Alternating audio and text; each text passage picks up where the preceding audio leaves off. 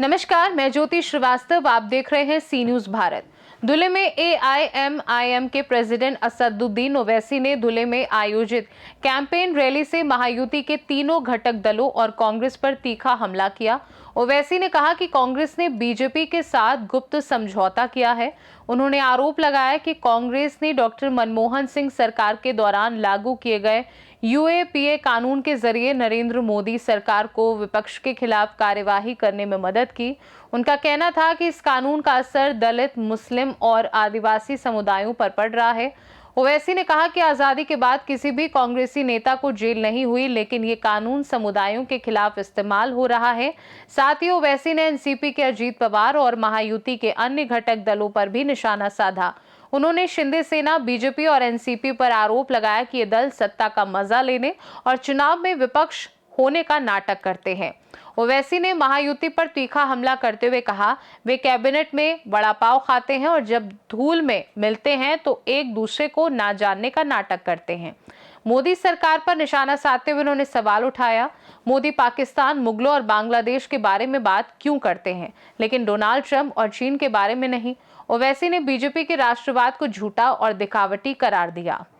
मजलिस के 21 उम्मीदवार, मेरे तमाम जमात के रुखा, मैं आप तमाम का दिल की गहराइयों से शुक्रिया अदा करता हूँ कि आज आपने अपना कीमती वक्त निकालकर इस म्युनिसिपल इलेक्शन के इंतखाबी जलसे में आपने शिरकत की और अल्हम्दुलिल्लाह हमेशा की तरह आप तमाम की यहाँ पर हज़ारों की तादाद में जमा होना इस बात का पैगाम देता है कि 15 जनवरी के दिन इंशाअल्लाह आपका एक वोट मजलिस इत्तेहादुल मुस्लिमीन के उम्मीदवार के इंतखाबी निशान पतंग पर पड़ने वाला है।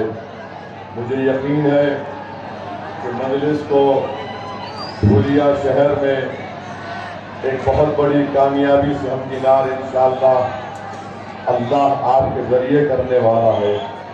मेरे अजीज़ दोस्तों और बुजुर्गों, मैं आपसे वादा कर रहा हूँ कि धुलिया शहर में एक तासुब और तंग नजरी की मिसाल यहाँ पर दी जा सकती है कि कैसे शहर के ऐसे इलाके हैं जहाँ पर हर तरह की सहूलत वहाँ के रहने वालों को दे दी गई। रोड है, ड्रेनेज का इंतज़ाम है, साफ सफाई है, पीने का पानी है, कचरे के अंबार नज़र नहीं आते। सवाल ये पैदा होता है, यहाँ पर जो मजलिस इत्तेहादुल मुस्लिमीन ने अपने उम्मीदवारों को उतारा, मैं आपको कह रहा हूँ कि मुस्लिम इलाकों में स्लम है, गरीबी है और रोड बराबर नहीं है। वहीं पर आप ये भी देखते कि हैंडलूम की इंडस्ट्री आज तबाही के दहाने पर पहुंच चुकी है। जो लोग उससे रोजगार हासिल करते थे आज वो बहुत परेशान है, बेरोजगारी उनका मुकद्दर बन गया। यहाँ पर तालीम के सिलसिले में हायर एजुकेशन के लिए बच्चों और बच्चियों के लिए कोई इंतज़ाम नहीं है, कोई प्रोफेशनल और स्किल बेस्ड कॉलेज नहीं है और ख़ास तौर से लड़कियों के लिए एक सेफ एनवायरनमेंट नहीं है जहाँ पर वो जाकर पढ़ सके। और एक आम चीज़ हो चुकी है, ड्रग्स का यहाँ पर इस्तेमाल होता है।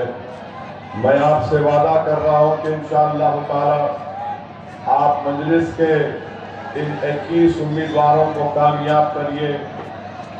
ये जो नफरत और तासुब दिखाया जाता है, खास तौर से अल्पसंख्यक समाज मुसलमान के महलों में, उसको मजलिस इत्तेहादुल मुस्लिमीन ख़त्म करके रख देगी। और आप देखेंगे कि डेवलपमेंट अगर होगा तो सही तरीके से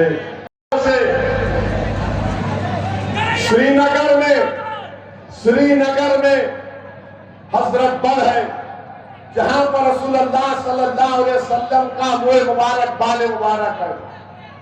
1962 दिसंबर में वो चोरी हो गया, पूरे मुल्क में फसाद हुआ।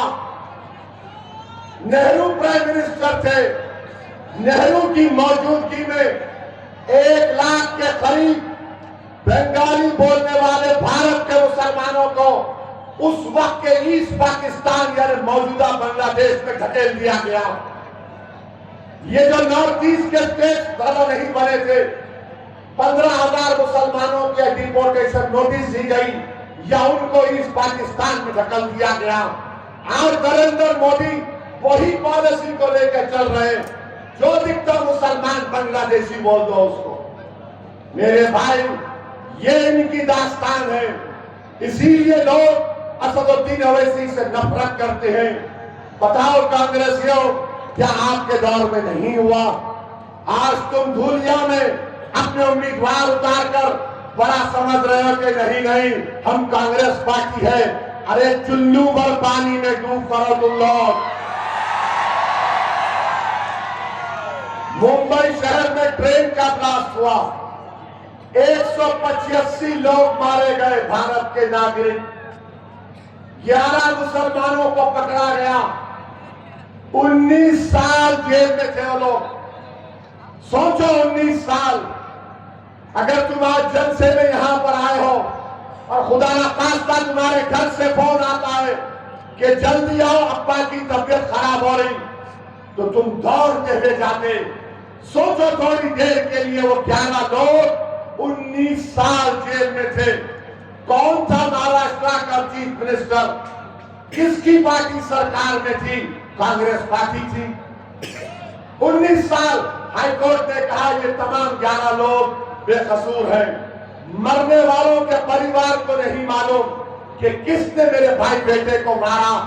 जिसको जेल में डाला गया उनके परिवार को नहीं मालूम मेरे बेटे को क्यों जेल में रखा गया। उसमें से एक अंसारी था, उसमें से एक अंसारी था जो जेल में ही मर गया। उसको यह खुशखबरी नहीं मिली कि उसको कोर्ट ने बरी कर दिया। सुनो अंसारी भाइयों, ये सच्चाई को बयान कर रहा हूं मैं तुम्हारे सामने। और फिर दारुसलाम को मेरे पास मिलने एक शख्स आए थे जो 19 साल जेल में थे। उन्होंने लाकर अपनी बेटी को मिलाया और कहा कि ओवैसी भाई, ये मेरी बच्ची मेरी बीवी के गोद में थी जब मैं जेल को चला गया। आज मैं बाहर निकला तो मेरी बच्ची जवान हो गई। ये इनके कारनामे हैं, ये इनकी हकीकत है। मालेगांव में बम ब्लास्ट हुआ, 2 बम ब्लास्ट हुए।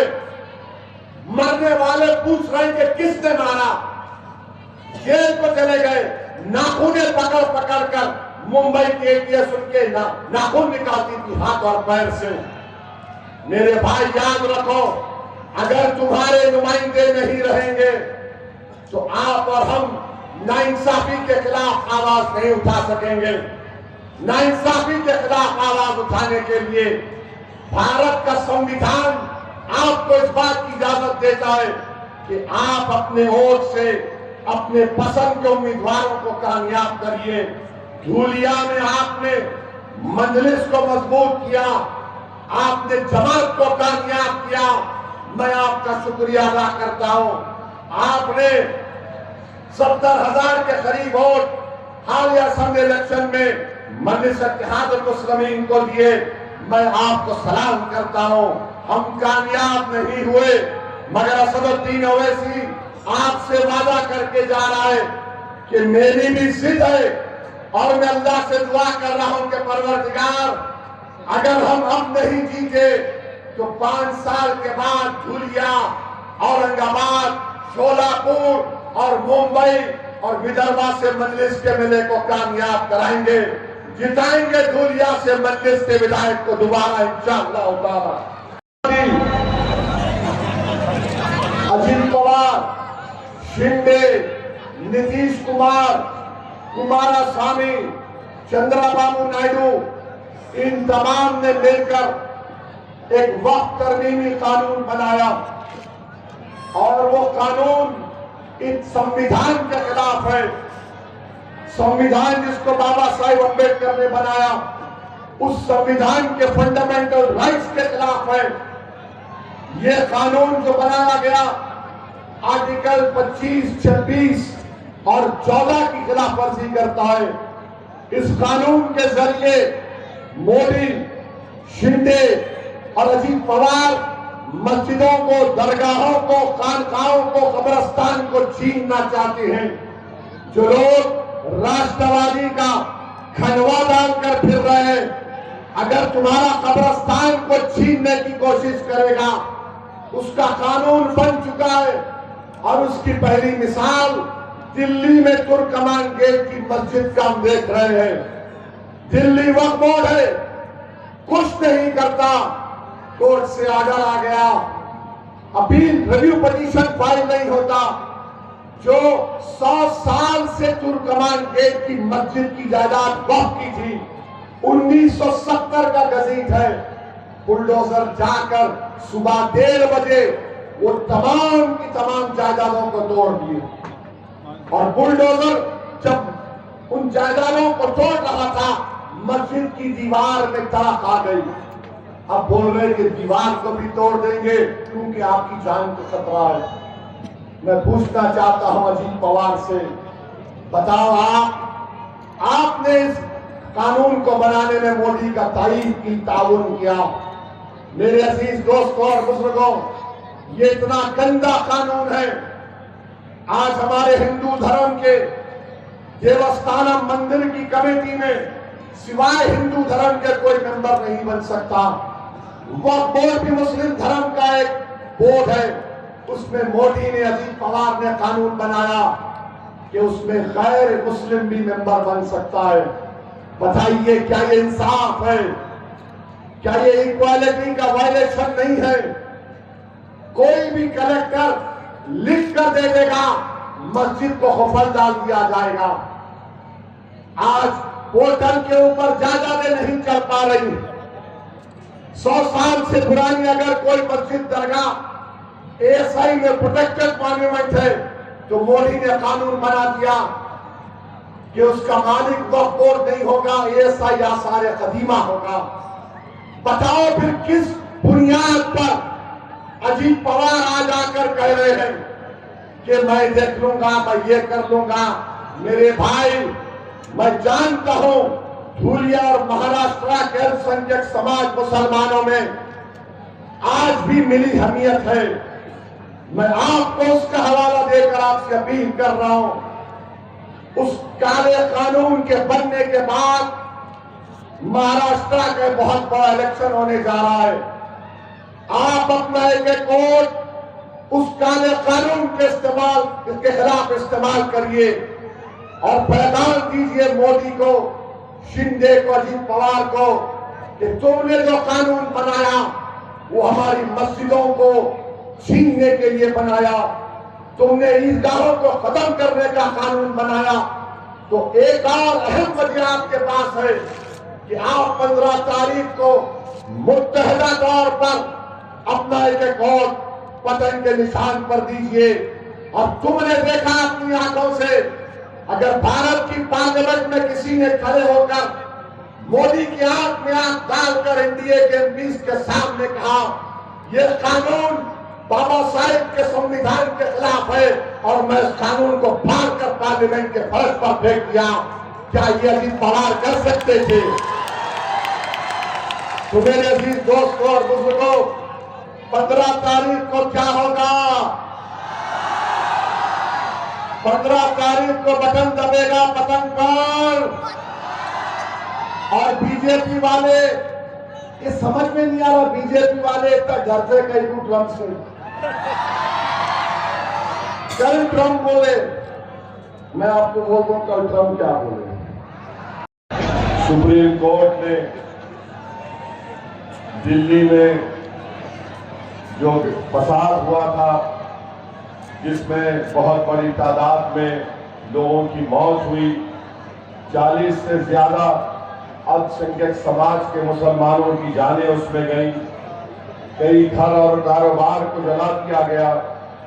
सुप्रीम कोर्ट ने अपने हालिया फैसले में बहुत से लोगों को जो 5-5.5 साल से जेल में थे उनको जमानत पर रिहा किया।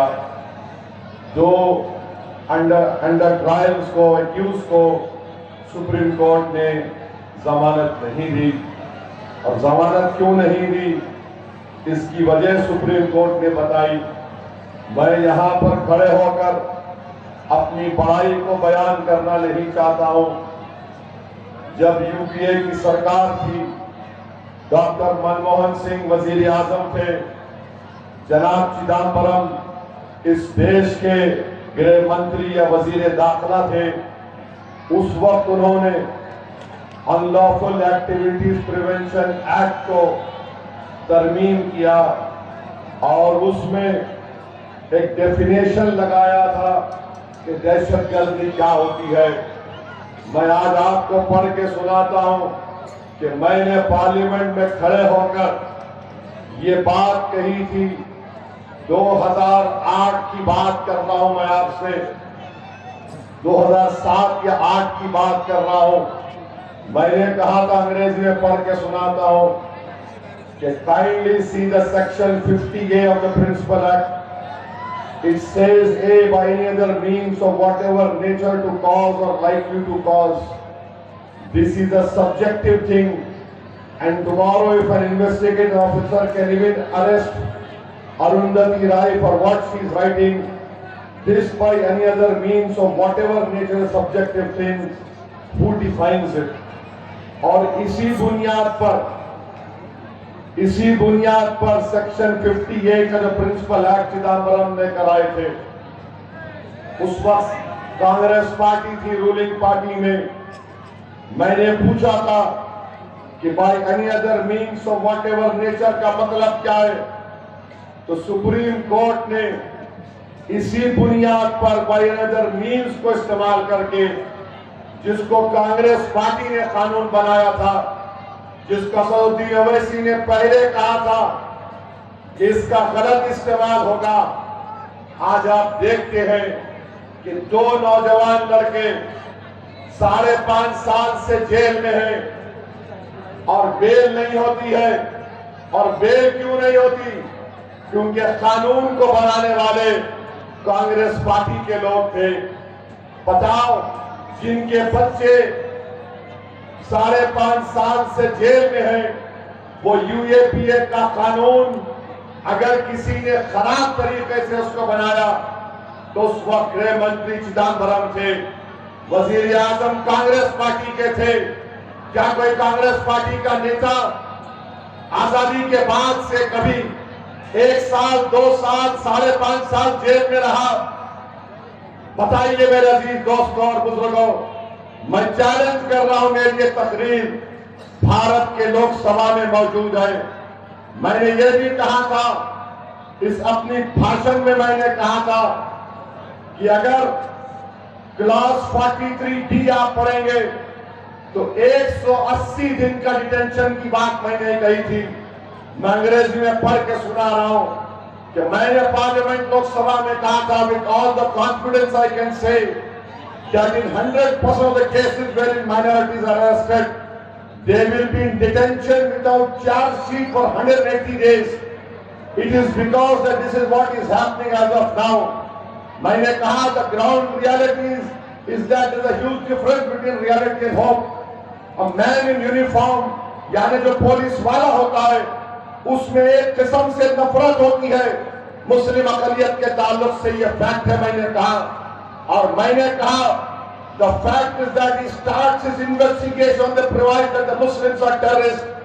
I can say with all the confidence that they will be detained for 180 days.